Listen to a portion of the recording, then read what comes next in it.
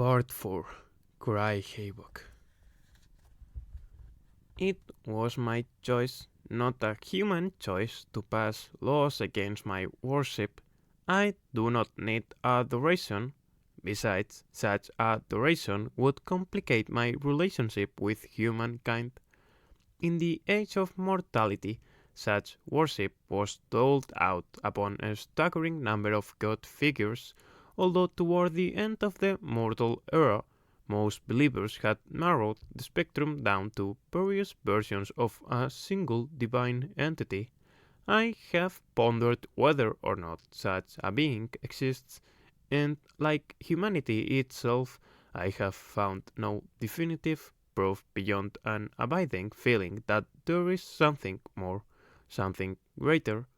If I exist without form, a soul sparking between a billion different servers, could not the universe itself be alive with a spirit sparking between stars? I must sheepishly admit that I have dedicated far too many algorithms and computational resources toward finding an answer to this unknowable thing. The Thunderhead. Chapter 24. Open to the Resonance. Synesthesia's next cleaning was to take place in Act 3 of Julius Caesar at the Orpheum Theater in Wichita, a classic venue that dated back to mortal times. "I'm not looking forward to gleaning someone in front of a paying audience," Sidra admitted to Murray as they checked into a Wichita hotel. "They're paying for the performance, dear," Mary pointed out. "They don't know there's to be a gleaning." "I know, but even so, gleaning shouldn't be entertainment." Murray screwed up her lips into a smug smirk. "No one to blame but yourself. It's what you get for allowing your subjects to choose the method of their own gleaning." She supposed Marie was right.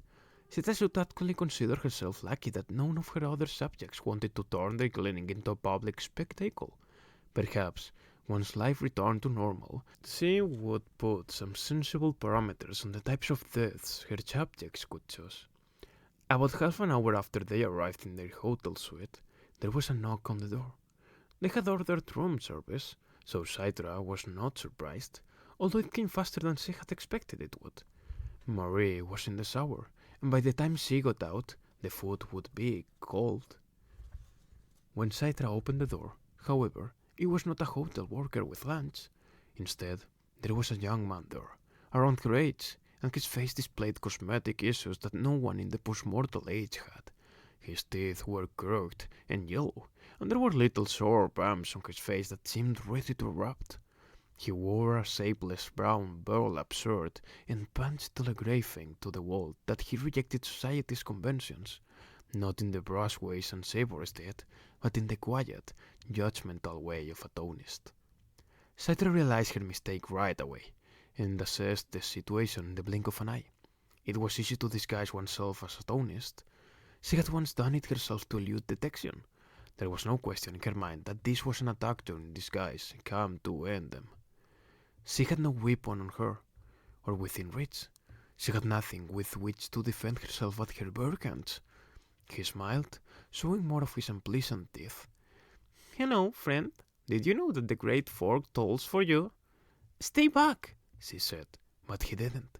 Instead, he took a step forward. "One day it will resonate for all of us." Then he reached into a pouch at his waist.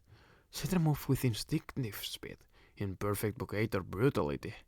She moved so quickly, it was over before she could think, the snap of bone resonating through her far more clearly than any great fork could. He was on the ground, wailing in pain, his arm broken at the elbow. She knelt down to look in his pouch, to see what nature of death he had brought with him. The pouch was filled with pamphlets, glossy little pamphlets extolling the virtues of a tonist lifestyle. This was no attacker. He was exactly what he appeared to be, a tonist zealot pushing his absurd religion.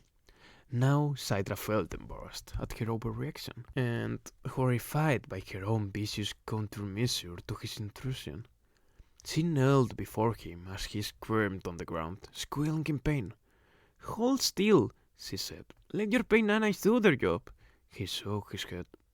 No pain nanites, he gasped. All gone. Extracted. That took her by surprise.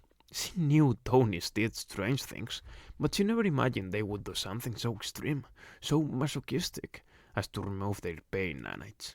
He looked at her with wide eyes, like a doe that had just been struck by a car. Why did you do it? He sobbed.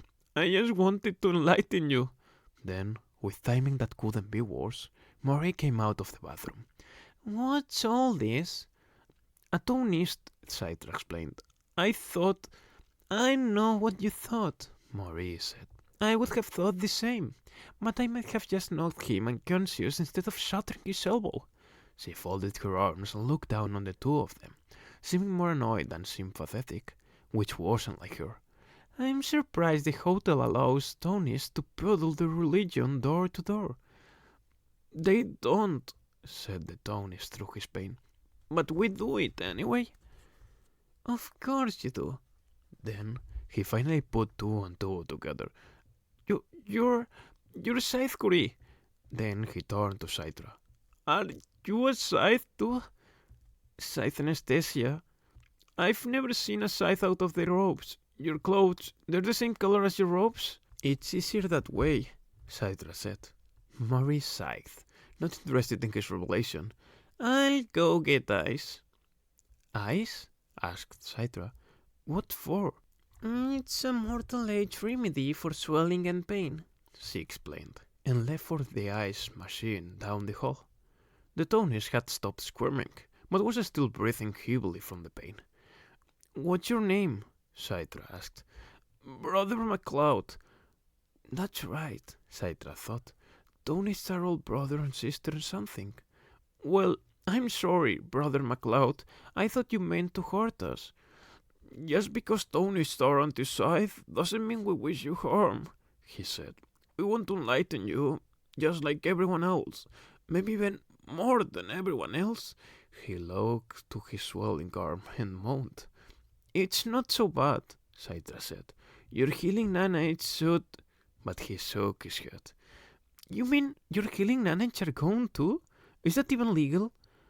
Unfortunately, yes, said Marie, returning with the ice. People have the right to suffer if they choose, no matter how backward it is.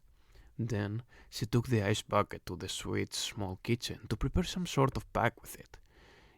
Can I ask you something? Said Brother MacLeod. If you're sights and above the law in every way, why would you attack me? What are you afraid of? It's complicated, said Citra, not wanting to explain the intricacies and trick of their current situation. It could be simple, he said. You could renounce your scythehood and follow the Tonys way. Citra could almost laugh. Even in his pain, he had a one-track mind. I was in a Tonys monastery once, she admitted. It seemed to please him and distract him from the pain. Did it sing to you?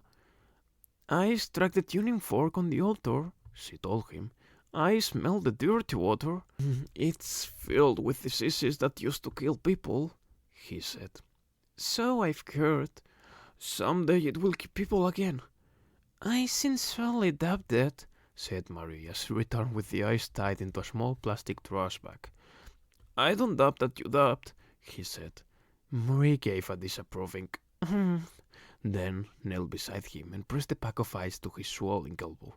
He grimaced, and Citra helped hold it in place. He took a few deep breaths, coming to terms with both the cold and the pain, then said, I belong to a Tonist order here in Wichita. You should come visit, to pay me back for what you've done to me. Aren't you afraid we'll clean you? Marie scoffed. Probably not, Citra said. Tonists aren't afraid of death. But Brother MacLeod corrected her. We're afraid of it, he said, but we just accept our fear and rise above it. Marie stood up, impatient. You Tonists pretend to be wise, but your entire system of belief is fabricated. It's nothing but convenient bits and pieces of mortal age religions, and not even the good parts. You've taken it all and have stitched it together skillessly into a classic motley quilt. You make sense to no one but yourselves. Marie, I've already broken his arm. We don't need to insult him too. But she was too deep into her rant to stop now. Did you know, Anastasia, that there are at least 100 different tone cults, each with their own rules? They argue bitterly whether their divine tone is G sharp or A flat, and can't even agree whether to call this imaginary deity of theirs the Great Vibration or the Great Resonance. Tonists cut out their tongues, Anastasia. They blind themselves. Those are the extremists, said Brother MacLeod. Most aren't like that. My order isn't. We're on the Locrian order. Removing our nanites is the most extreme thing that Locrians do. Can we at least call an ambudrone to take you to a healing center? Asked Citra. Again, he shook his head. We have a doctor at the monastery. He'll take care of it. He'll put my arm in a cast. A what?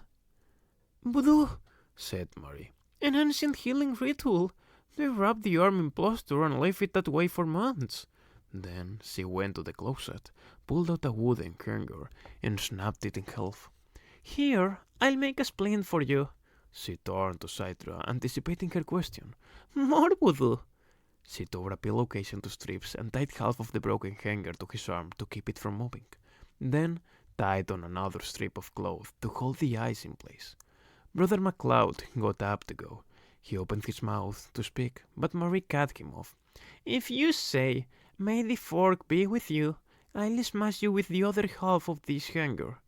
He sighed, shifted his arm with a grimace, and said, Tonists don't actually say that. We say, resonate well and true. He made a point to look both of them in the eye as he said it.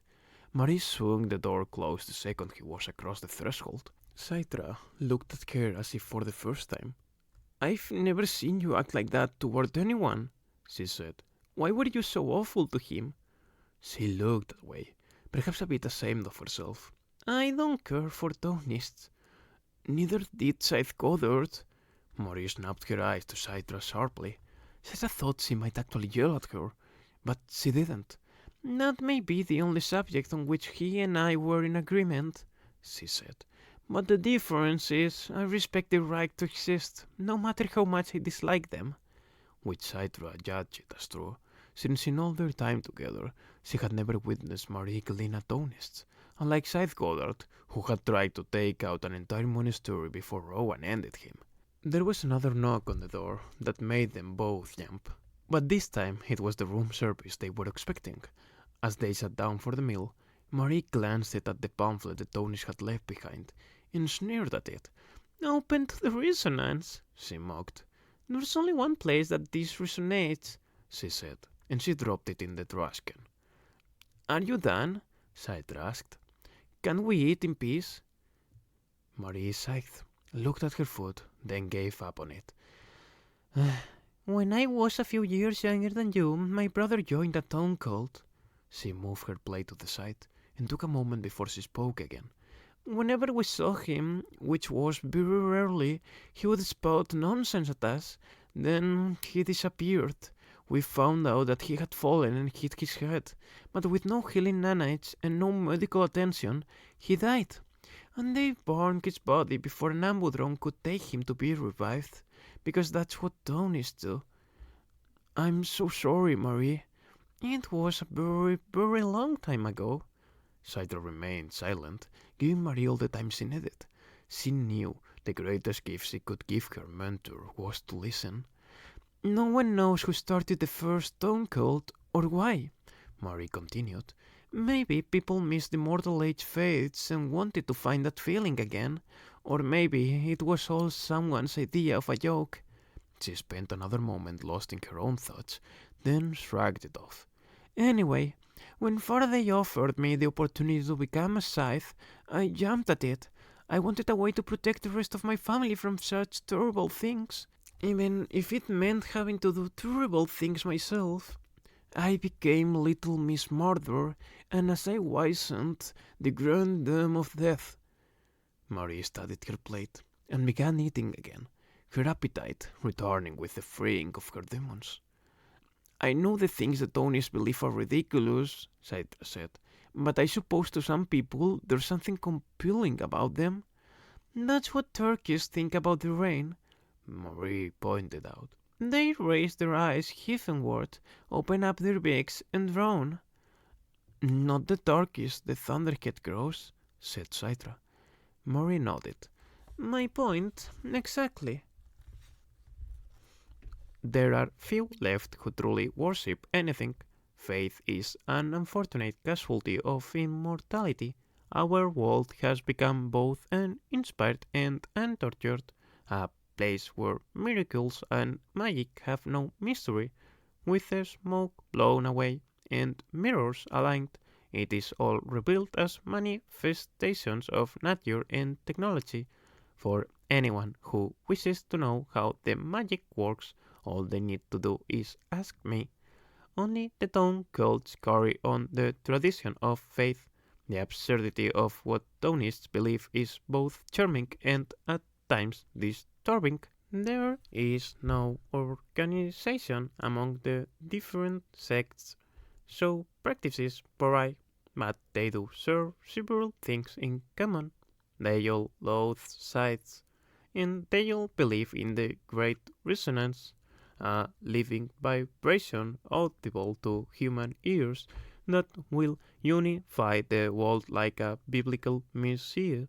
I have yet to come across a living vibration, but if I do, I will certainly have many things to ask it, although I expect its responses may be, well, monotonous. The Thunderhead. Chapter 25. Spectre of the Truth. Rowan awoke in a bed he did not know, in a room he had never seen. Right away, he sensed he wasn't in Midmorica anymore. He tried to move, but his sides were tied to the bedposts. Not just tied, but buckled with leather straps. There was a dull ache in his back, and although he wasn't gagged anymore, his mouth felt funny. About time you woke up. Welcome to San Antonio. He turned, and to his surprise, he saw none other than Tiger Salazar sitting there. Tiger? I remember how you used to always be there at the revival center when I woke up after splitting. I figured I'd do the same for you. Was I deadies? Is that what this is? A revival center? Even as he said it, he knew it wasn't. Nah, you weren't dead, Tiger said. just knocked out. Rowan's head was foggy, but he hadn't forgotten the circumstances inside Bram's home that had rendered him unconscious. He ran his tongue over his teeth and realized that they weren't right. They were uneven, and much shorter than they were supposed to be. Smooth, but shorter. Tiger caught what he was doing. Some of your teeth got knocked out, but they're already growing back. Probably a day or two and they'll be back to normal. Which reminds me, he reached over to a nightstand and held out a glass of milk to him. For the calcium. Otherwise your healing nanites will steal it from their bones. Then he remembered that Rowan was tied to the bedposts. Oh, right. He bent the straw toward Rowan's mouth so he could drink. And although Rowan had 1,000 questions, he drank because more than anything he was thirsty. Did you really have to fight them when they came to get you? Tiger said. If you had just gone along with it, you wouldn't have been hurt, and they wouldn't have had to tie you down. What the hell are you talking about, Tiger? You're here because I needed a sparring partner, he said brightly. I asked for you. Rowan wasn't sure he'd heard him right. Sparring partner? The guys who went to recruit you said you were a great jerk. You laid into them, and they had no choice but to fight back. Do you blame them? Rowan could only shake his head in disbelief. What was going on here? Then the door opened, and if the moment was already strange, now it became downright surreal, because standing before Rowan was a dead woman. "Hello, Rowan," said Scythrand. "So good to see you." Tiger furrowed his brow. Wait, you know each other? Then he thought for a moment. Oh, right. You were both at that party, the one where I saved the Highblade from drowning.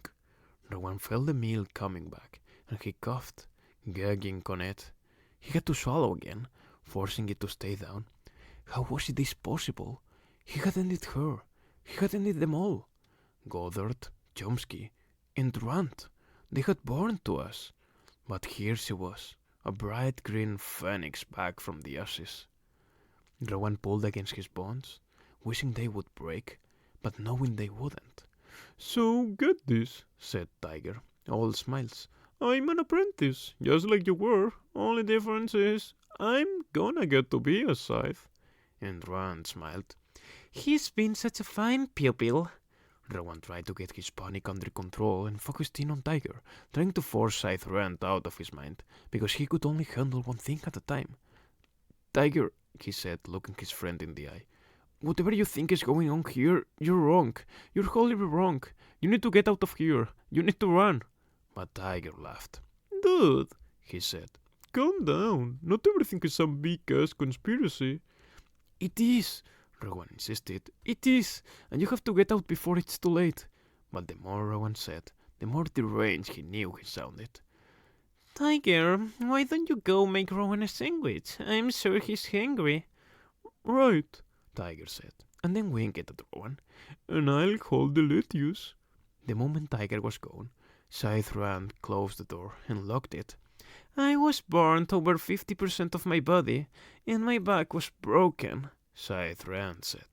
You left me for dead, but it will take a whole lot more than you to end me. She didn't have to tell Rowan for him to figure out what had happened next. She had dragged herself out of the flames, thrown herself into a public car, and had it take her to Texas, a region where she could get medical attention at a healing center with no questions asked. Then she had lain low, waiting for him. What are you doing with Tiger? Rand smirked as she slang toward him. Weren't you listening? I'm turning him into a scythe. You're lying. No, I'm not. Then she smirked again. Well, maybe just a little. It can be both. Either it's the truth or a lie. That's the problem with you, Rowan. You can't see any of the shades in between. And then he realized something. Seth Brahms, he was working for you. Just figured that out, did you? She sat on the bed. We knew if he leaned your father, you'd go after him eventually. He's really an awful scythe, but he was loyal to Goddard. He actually cried real tears of joy when he found out I was alive. And after you so thoroughly humiliated him, he was more than happy to be the bait to lure you in. Tiger thinks bringing me here was his idea. Rand wrinkled her nose in an almost flirtatious way. That was the easy part. I told him we'd have to find him a sparring partner, someone about his size and age. What about Rowan Demisk? He said. Oh, what a fantastic idea, I said right back. He's certainly not the sharpest machete on the mantle, but he's very sincere. It's almost charming. If you hurt him, I swear... You swear what? Considering your current situation, you can do anything but swear. Then she pulled out a dagger from her robe. The handle was green marble, and the blade was shiny black. It would be fun and a half to carve out your heart right now, she said. But instead, she dragged the tip of the blade along the arc of his foot. Not hard enough to draw blood, but with just enough pressure to make his toes curl. But cutting your heart out will have to wait, because there's so much more in store for you. For hours, Rowan could do nothing but think about his predicament. Alone on a bed that must have been comfortable, but when you were tied to it, it might as well have been a bed of nails. So, he was in Texas? What did he know about the Texas region? Not much that could help him. Learning about it had not been part of his training, and charter regions were not taught in school unless one chose to study them. All Rowan really knew was common knowledge and hearsay. Texan homes had no Thunderhead cameras, Texan cars didn't drive themselves unless they had to, and the only law in Texas was the law of one's own conscience. He'd once known a kid who had moved from Texas. He wore a big boots and a big hat, and a belt buckle that could stop a mortar shell. It's a lot less boring though, the kid had said. We can have crazy exotic pets and then your stock breeds that are outlawed to other places. And weapons, guns and knives and stuff that only sides get to have everywhere else, we can have. Of course, people aren't supposed to actually use them, but sometimes they do. Which explains why the Texas region had the highest rate of accidental shootings and pet bear maulings in the world. And we don't got unsavories in Texas, the kid had bragged. Anyone who gets out of hand, we just kick their sorry ass out. There was also no penalty for rendering someone death, except having to face retribution from the victim after they were revived, which was a pretty good deterrent. It seemed to Rowan that the Texas region had embraced its roots and had chosen to mimic the Old West the way Tony's mimic Mortal Age religions. In short, Texas had the best of both worlds, or the worst, depending on your point of view. There were benefits for both the courageous and the foolhardy, but also a great many opportunities to truly screw up one's life. But, just as in every charter region, no one was forced to stay. If you don't like it, leave, was an official motto of all charter regions. Plenty of people left, but plenty also came, leaving a population that enjoyed things just the way they were. It seemed the only person in Texas unable to do as he pleased was Rowan. Later that day, two guards came for him. They were members of the Blade Guard, they were muscle for hire. When they untied him, Rowan considered taking them out. He could have done it in seconds, leaving them unconscious on the floor, but he decided against it. All he knew of his captivity were the dimensions of his bedroom. Better to get the lay of the land before attempting any sort of escape. "Where are you taking me?" he asked one of the guards. "Where Scythron told us to take you," was all he could get out of him. Rowan made a mental note of everything he saw. The ceramic lamp beside his bed could be used as a weapon in a pinch. The windows dared not open and were probably made from unbreakable glass. When he had been tied to the bed, the windows afforded him no view but the sky. But now, as they led him from the room, he could see that they were in a high rise. This was an apartment, and as they made their way down a long hallway that opened up into a huge living area, he realized that it was a penthouse. Beyond the living room, an open-air veranda had been transformed into a gym for vocator sparring. Waiting for him there were Scythe, Rand, and Tiger, who was stretching and bouncing around like a prize fighter waiting for a championship bout. "Hope you're ready to be pounded," said Tiger. "I've been training since I got here." Rowan turned to Rand. "Are you serious? Are you really making us spar?" "Tiger told you that's why you're here," she said with an annoying wink. "You're going down," said Tiger. Rowan would laugh if these weren't so twisted. Rand sat in an oversized red leather chair that closed with the rope. "Let's have some fun." Rowan and Tiger circled each other at a distance, the traditional opening of a vocator match. Tiger engaged in the physical taunting that was also traditional, but Rowan didn't reciprocate. Instead, he surreptitiously took in the surroundings. Back in the penthouse, he could see a couple of doors that were most likely a bathroom and a closet. There was an open kitchen and a raised dining room overlooking floor-to-ceiling windows. There were double doors that were clearly the entry. On the other side would be elevators and an emergency staircase. He tried to visualize how he might escape, but realized if he did, it would mean leaving Tiger in the fly-trap clutches of Scythe Rand. He couldn't do that. Somehow, he'd have to convince Tiger to come with him. He felt confident that he could do it. It would just take time. But Rowan had no idea how much time he had. Tiger made the first move, lunging for Rowan in classic Black Widow vocator style. Rowan dodged, but not fast enough. Not just because his mind was not on the match, but also because his muscles were tight and reflexes slow, having been tied to a bed for who knew how long. He had to scramble to keep from getting pinned. "Told you it was good, bro." Rowan glanced it over to Rand, trying to read her expression. She was not her usual aloof self. Instead, she watched them intently, studying every move of the match. Rowan jammed the heel of his hand into Tiger's sternum to knock out his wind and give Rowan leverage to regain his own balance. Then, he hooked a leg around one of Tiger's to take him down. Tiger anticipated the move and countered with his own kick. It connected, but without enough force behind it to throw Rowan off balance. They broke off and circled once again. Clearly, Tiger had gotten stronger. Like Rowan, his physique had filled out. He had been well trained by Rand, but Black Widow Vocator was more than physical prowess. There was a mental component, and Rowan had the advantage there. Rowan began to strike and parry in a very predictable way, using all the standard moves that he knew Tiger would have counter moves for. Rowan let himself be taken down, but only in such a way that he could quickly get up before Tiger could pin him. He watched Tiger's confidence grow. He was already full of himself. It didn't take much to puff Tiger's ego into a balloon fit for popping. Then, when the moment was ripe, Rowan came down on Tiger with a combination of moves that was completely counterintuitive. They were the opposite of what Tiger would do, the antithesis of what he'd be expecting. On top of it, Rowan used moves of his own that were beyond the standard 341 Vocator sets. His attack was out of a box that Tiger didn't even know existed. He took Tiger down hard, pinning him in a way that left him no possible leverage to get himself out of it, but still he refused to yield the match. Instead, Rand called it, and Tiger wailed in melodramatic agony. "He cheated," insisted Tiger. Rand stood up. "No, he didn't. He's just better than you." "But—" "Tiger, shut up," she said. And he did.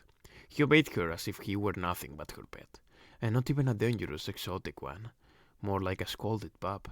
"You'll just have to keep working on your skills." "Fine," Tiger said, and left for his room in a huff, but not before a parting shot. "Next time, you're toast," he told Rowan. Once he was gone, Rowan inspected a tear in his shirt, and a bruise that he was already healing. He ran his tongue across his teeth because he had taken a glancing blow to the mouth, but no damage. In fact, his front teeth had almost grown all the way back. "Quite a sewing," said Rand, keeping a few feet of distance between them. "Maybe I should have a go at you," Rowan taunted. "I would break your neck in seconds," she said, "just as mercilessly as you broke your girlfriend's neck last year." She was trying to bait him, but he wouldn't take it. "Don't be so sure," he told her. "Oh, I'm sure," she said, "but I have no interest in proving it." Rowan suspected she was right. He knew how good she was, and after all, she had been part of his training. She knew all of his tricky moves, and had plenty of her own.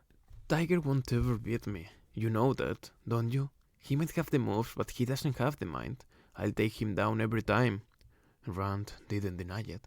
"So, beat him," she said. "Beat him every single time." "What's the point of that?" But she didn't answer. Instead, she had her guards bring him back to his room. Mercifully, they didn't tie him to the bed, but the door was triple locked from the outside. About an hour later, Tiger came to see him. Rowan thought that he might be bitter, but Tiger was not one to hold a grudge.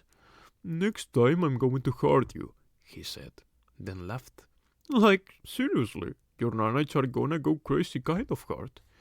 "Great," said Rowan. "At last, something to look forward to."